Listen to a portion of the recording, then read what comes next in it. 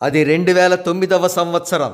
Megastar Chiranjeevi గారి Prajarajyam party general ఎలక్షన్స్లో 72 లక్షల పైగా ఓట్లు, 18 ఎమ్మెల్యే సీట్లతో బాగానే పెర్ఫామ్ చేసినప్పటికీ ఆ పెర్ఫార్మెన్స్ అధికారంలోకి రావడానికి ఉపయోగపడకపోవడంతో మెగా ఫ్యాన్స్ డిసప్పాయింట్మెంట్కి లోనయ్యారు.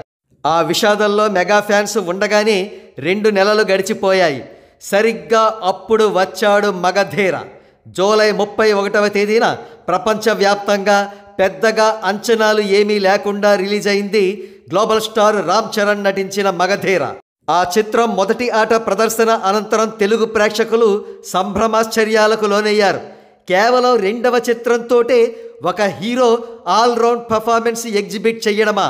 అద్భుతమైన performance, powerful dialogues, dances, fights perform చేసి రామ్ చరణ్ అన్ని వర్గాల ప్రేక్షకులను ఆకట్టుకున్నారు.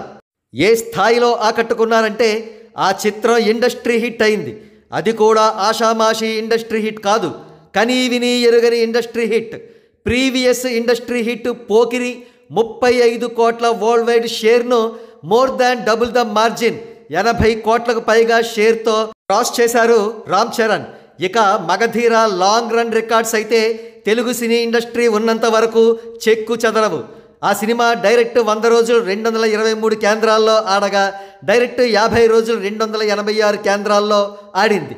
ఇప్పటి వరకు తెలుగు సినీ ఇండస్ట్రీలో కేవలం 2వ చిత్రంతోటే ఇండస్ట్రీ హిట్ కొట్టిన టాప్ హీరో మరొకరు లేరు.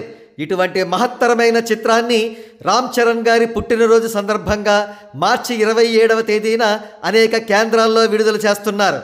ఈ చిత్రాన్ని థియేటర్స్లో చూడబోయే ప్రేక్షకులకు ఒక బంపర్ బొనాంజా. గేమ్ చేంజర్ నుంచి ఫస్ట్ సింగిల్ జరగండి సాంగ్ను ఈ చిత్రానికి యాడ్ చేయబోతున్నారు. సో రామ్ చరణ్ గారి ఫ్యాన్స్ సెలబ్రేషన్స్కు స్కై ఈజ్ ద లిమిట్ అన్నమాట. ఇది మగధీర చిత్రంతో మెగా ఫ్యాన్స్ ఆనాడు ఏ విధంగా కాలర్లు ఎగరవేశారు అనే విషయం.